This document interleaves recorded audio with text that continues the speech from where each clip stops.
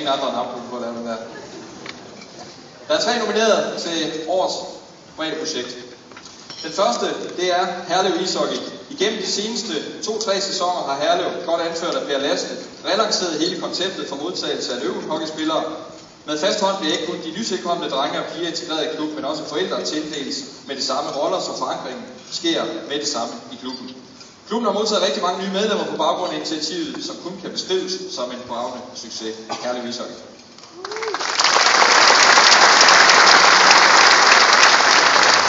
Frederikshavn Ishockeyklub. Klubbens tidligere sportschef Kasper Christensen valgte for alvor at bruge ressourcer på rekruttering af nye ishockeyspillere i det nordjyske. Klubben har på fornem vis og til fulde levet op til de DU-krav, som stilles for løvekonceptet. Herudover har klubben været dygtig til at involvere især tidligere elitespillere som trænere og ledere, der er udført et enormt PR-arbejde, som blandt andet har bibragt klubben mange nye spillere. Frederikshavn Ishockeyklub.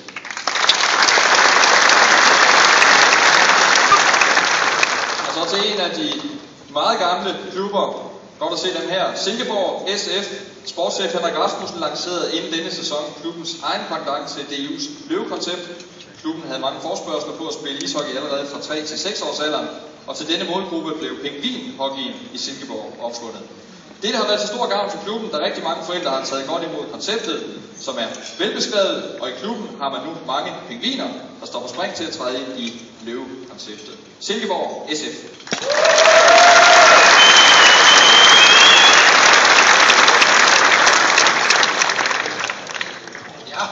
Så er vi nået til det tidspunkt, hvor vi så skal se, hvilken af klubberne, der skal have prisen.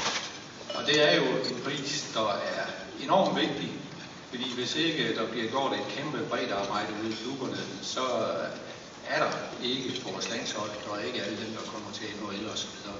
Så derfor er det et fantastisk arbejde, der foregår derude. Og Kim, vil du fortælle, hvem det så er? Meget gerne.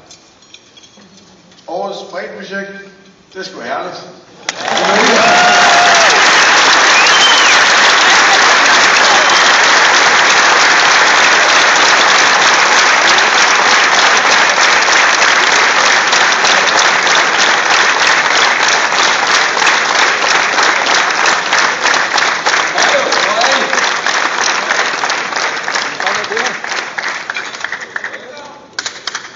Det er en stor hånd, mine damer og herrer. Herlev Ishockey.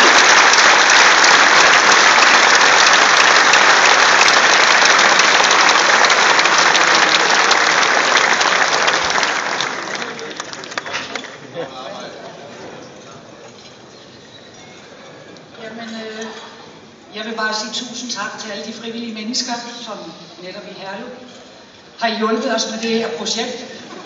Og nu det er noget, vi kan i Herlev, det bliver ved at tabe låget. Vi har mange forældre, vi har rigtig mange frivillige, som bakker op om vores projekt med de helt unge spillere, og det er det, der har gjort det til en succes. Stor tak til dem alle sammen.